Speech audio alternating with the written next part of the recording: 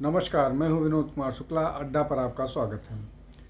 आज हम चर्चा करते हैं महाराष्ट्र में जो तू मैं शुरू हो गया है भाजपा नेता देवेंद्र फडणवीस और ठाकरे लोगों के बीच में, विशेष रूप से उद्धव ठाकरे और देवेंद्र फडणवीस की। दोनों पूर्व मुख्यमंत्री हैं और दोनों ने एक दूसरे पर, हालांकि शुरुआत अपनी एक रैली में भाषण देते हुए उद्धव ठाकरे ने की, जब उन्होंने फडणवीस को पहले तो कलिंगर बोला, उसके बाद फिर उनको खटमल जैसे शब्द से वो किया। बाद में देवेंद्र फडणवीस ने बोला कि लगता है अपना मानसिक बैलेंस चुनाव से पहले ही उद्धव ठाकरे खो चुके हैं, इसलिए इस तरह की बात कर रहे हैं। अब चुनाव ज़्यादा दिन है नहीं, 6 महीने के अंदर ही वहाँ पर चुनाव हो जाएगा। इसी साल होना है, अगले साल भी नहीं जाना है। तो जो स्थितियां हैं, उन स्थितियों में वहाँ पर अगर अंदाज़ा ये करें तो मोटा मोटी 4 प्लेयर्स हैं। शिवसेना के 2 अलग अलग धड़े, राष्ट्रवादी कांग्रेस पार्टी के अलग धड़े, 4 ये हो गए, एक भाजपा हो गई। अब भाजपा देवेंद्र फडणवीस के नेतृत्व में है। शिवसेना का एक बड़ा एकनाथ शिंदे के पास में है जो भाजपा के साथ है। दूसरा जो है वो उद्धव ठाकरे हैं। एक अजीत पवार वाली नेशनलिस्ट कांग्रेस पार्टी भाजपा या एनडीए के साथ है और दूसरी शरद पवार के साथ है। अब इसमें दलितों का एक ग्रुप, रामदास अठावले, भाजपा के साथ हैं। हालांकि लोकसभा में उनकी कोई भूमिका नहीं थी, लेकिन विधानसभा में भूमिका हो सकती है। दूसरी तरफ शोषित वंचित अघाड़ी जो है, वो वंचित अघाड़ी जो है वो प्रकाश अंबेडकर वाली, वो इनके साथ है। हालांकि लोकसभा चुनाव उन्होंने अलग लड़ा था। अब इस परिस्थिति में ये जो बातचीत हो रही है, इसमें एक बड़ा फैक्टर आया मनोज जरांगे का। मनोज जरांगे जो मराठा आरक्षण को लेकर के लगातार सक्रिय हैं और वो बीजेपी के लिए, या बीजेपी का जो अलायंस है उसके लिए मुश्किल खड़ी कर रहे थे। और जो महाराष्ट्र की जो 48 सीटों में से भाजपा इस बार सिर्फ भाजपा नहीं, एनडीए अलायंस जो है सिर्फ 17 सीट जीत पाई, जबकि पिछले चुनाव में अगर एक इंडिपेंडेंट जो सपोर्ट कर रहा था, कर रही थी, अगर उसको जोड़ दिया जाए तो भाजपा के पास 42 सीटें थी। लेकिन इस बार सिर्फ 17 सीटें हैं अलायंस के पास। तो निश्चित तौर पर चुनाव में बड़ा नुकसान हुआ है। और अभी जो वहाँ राजनीति चल रही है वो मराठा और ओबीसी के बीच आपसी रिजर्वेशन, मतलब रिजर्वेशन को लेकर के आपसी टकराव वाली स्थिति है। एक जो मराठा रिजर्वेशन वाले जो डिमांड कर रहे हैं, वो ये कह रहे हैं कि उनको ओबीसी का जो कोटा है उसी के अंदर रिजर्वेशन दिया जाए, जबकि भाजपा का कहना या एनडीए का कहना है कि वो मराठा रिजर्वेशन जो है 10% उनके लिए अलग, उनके लिए एक अलग कोटा बना करके 14% का वो उनको दिया जाएगा। और इसको लेकर के अदालत भी गए थे सुप्रीम कोर्ट में, लेकिन सरकार जो है बदलने के बाद सुप्रीम कोर्ट में उसको परस्यू नहीं किया गया, तो मामला चला गया। जबकि भाजपा की सरकार इस समय उसको हाई कोर्ट से आगे ले आया गया था। अब ये सारी स्थितियां हैं और मराठा रिजर्वेशन को लेकर के निश्चित तौर पर भाजपा को बड़ा नुकसान हुआ था। लेकिन इसमें महत्वपूर्ण बात ये है कि जो अब तक की, अगर लोकसभा के चुनाव की बात छोड़ दी जाए, इस लोकसभा चुनाव की बात छोड़ दी जाए, तो देवेंद्र फडणवीस के अध्यक्ष रहते भाजपा को हाईएस्ट एवर सीट मिली, 122 सीटें।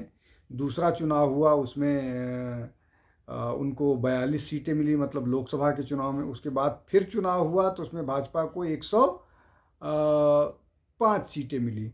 और अगर अलायंस के तौर पर देखा जाए तो भाजपा और का जो अलायंस है उसको सरकार के लिए मैंडेट मिला, लेकिन उसमें स्थिति ऐसी रही कि उद्धव ठाकरे ने मुख्यमंत्री की मांग को लेकर के वो कांग्रेस और राष्ट्रवादी कांग्रेस की तरफ चले गए और भाजपा को विपक्ष में बैठना पड़ा। लेकिन बाद में जो एकनाथ शिंदे के नेतृत्व में शिवसेना में टूट हुई और शिवसेना के लोग इधर आ गए और उन्होंने सरकार बनाई। इसमें जो है शिवसेना के मुख्यमंत्री बने, लेकिन इसको लेकर के बहुत सारे विवाद भी हुए, बहुत सारा हुआ, लेकिन ये एक अलग मसला है जिस पे भी चर्चा वो करेंगे। लेकिन अगर कुल मिलाकर के स्थिति देखी जाए तो इस महाराष्ट्र में अभी भी बीजेपी का अगर कोई सबसे बड़ा स्वीकार्य नेता है जिसको बावजूद इसके कि वो ब्राह्मण कम्युनिटी से आता है, उसकी एक्सेप्टेबिलिटी अक्रॉस द बोर्ड है और सारे लोग उसको स्वीकार करते हैं, इसलिए कि उसने सारे के सारे जो कास्ट, चाहे कास्ट बैलेंस करना हो, चाहे डेवलपमेंट का काम हो, हिंदुत्व की बात हो, इस सब को बहुत बढ़िया से मैनेज किया। अब इसमें जो एक सिंचाई के लिए तालाबों के निर्माण का बड़ा काम था, जिससे सबसे ज़्यादा मराठे ही प्रभावित होते थे, वो इन्हीं का किया हुआ था। दूसरा ये कि अब बहुत स्किलफुली तरीके से देवेंद्र फडणवीस ने ये लोगों को बताना शुरू कर दिया, ये बता दिया है कि ये जो मराठा रिजर्वेशन है ये सारा का सारा किया धरा है शरद पवार का, और शरद पवार जो है वो चाहते थे कि ये इस तरह की वो हो, और वो 4 बार इस प्रदेश के मुख्यमंत्री रह गए हैं। अगर वो चाहते तो मंडल के साथ साथ इसका रिजर्वेशन दिया जा सका, लेकिन वो मराठों को रिजर्वेशन देना ही नहीं चाहते थे, वो इस मामले को लंबा खींचना चाहते थे।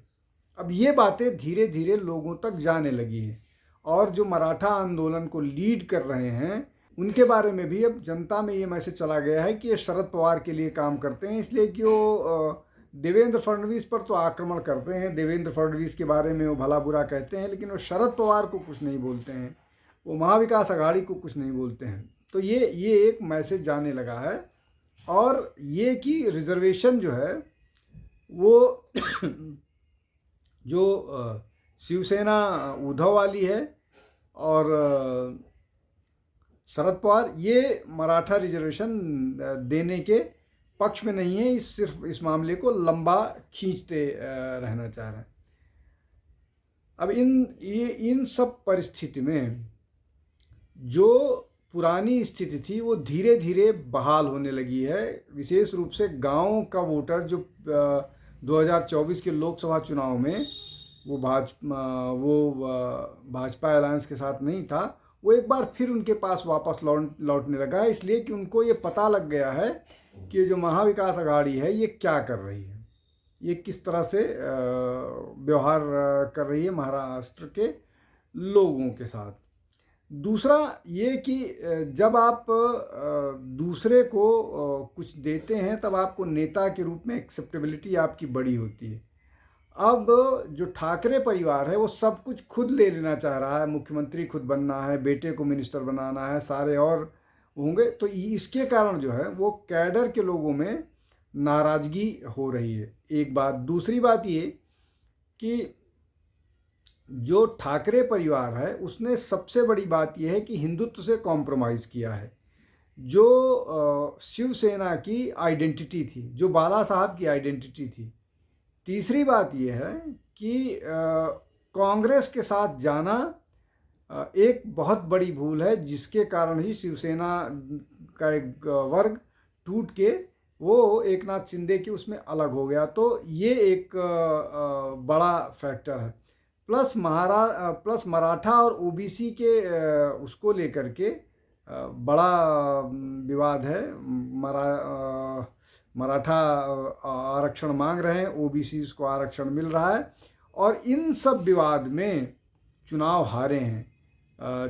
बीड जैसी लोकसभा सीट पे जहां ओबीसी नेता पंकजा मुंडे इस बार चुनाव लड़ रही थी, वो हार गई। गोपीनाथ मुंडे की लड़की हैं, वो चुनाव हार गई, और इस मामले में एकमात्र कारण यही दिखा कि जो मराठा वोटर्स थे उन्होंने बीजेपी के विरोध में वोट किया। लेकिन एक बड़ा वर्ग जिसने इन सारे बातों की जानकारी हासिल की कि कितने परसेंट मराठा वोटर लोगों के पास ज़मीन है, कितने उनका कितना कंट्रीब्यूशन है, और जो उनका सोशियो इकोनॉमिक कंडीशन है, उसको लेकर के जिस मराठा संगठन ने जिन मराठा लोगों ने वो सब किया था, वो देवेंद्र फडणवीस के साथ संपर्क में है। तो ये जो मनोज जरांगे वाला मामला चल रहा था, वो अब उतना नुकसान पहुंचाने की स्थिति में नहीं होगा इस चुनाव में। एक और बड़ा फैक्टर ये है कि मनोज जरांगे ने खुद चुनाव लड़ने की बात कही थी, तो उससे ये लग रहा है कि ये मामला रिजर्वेशन से ज़्यादा कुछ है। तो अगर ये जिस तरह की बात चल रही है देवेंद्र फडणवीस और उनके बीच में, उसमें अगर आप देखें तो देवेंद्र फडणवीस हर दृष्टि से बड़े नेता हैं। उन्होंने अपने दम पर डिलीवर किया है। पहला जो चुनाव था विधानसभा का, जिसमें 122 सीट जीत कर आई, फिर दूसरा चुनाव लोकसभा का चुनाव, इन चुनाव में जरूर उनको नुकसान हुआ है। लेकिन इनमें से जिनकी बात कर रहे हैं, चाहे शिवसेना उद्धव ठाकरे वाली हो, चाहे शरद पवार हो, ये अपने दम पर इतना कुछ कर पाने में अब तक अक्षम हुए हैं। और ये बातें चलेंगी। और बीजेपी अभी भी महाराष्ट्र में इस स्थिति में है कि ये जो सारे के सारे चाहे अलायंस पार्टनर्स हों, चाहे विरोधी खेमा हो, मतलब मैं दोनों शिवसेना और दोनों राष्ट्रवादी कांग्रेस पार्टी की बात कर रहा हूँ, बीजेपी इन चुनाव में भी इन चारों ऑर्गेनाइजेशन से ज़्यादा सीटें पाने जा रही है। तो अगर इस दृष्टि से देखें तो देवेंद्र फडणवीस अभी भी महाराष्ट्र में सबसे बड़े नेता हैं, बावजूद इसके कि जो कास्ट जो उनका जाति है वो उनके फेवर में नहीं जाता है।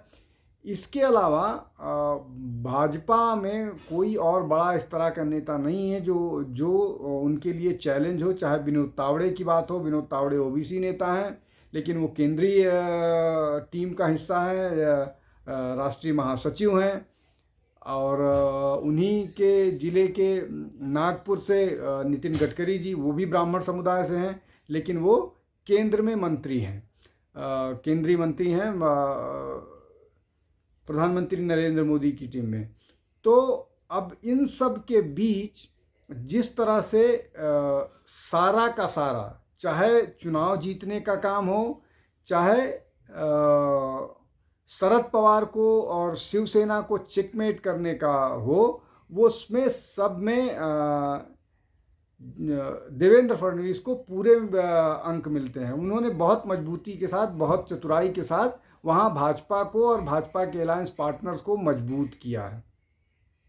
अब यही सारा कुछ शायद शरद पवार या उद्धव ठाकरे की नाराज़गी का कारण हो सकता है, और वो जिस तरह की बयानबाजी कर रहे हैं, इस बयानबाजी का कारण हो सकता है, और ये बयानबाजी चुनाव तक जारी रहेगी।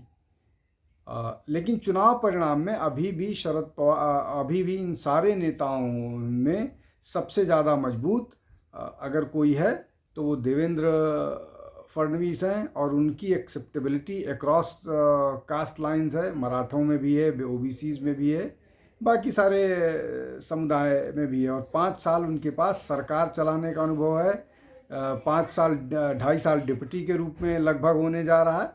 तो उन्होंने सारे, और प्लस जो इंटरनल पॉलिटिकल इश्यूज़ हैं उनको भी उन्होंने बहुत अच्छे से हैंडल किया है।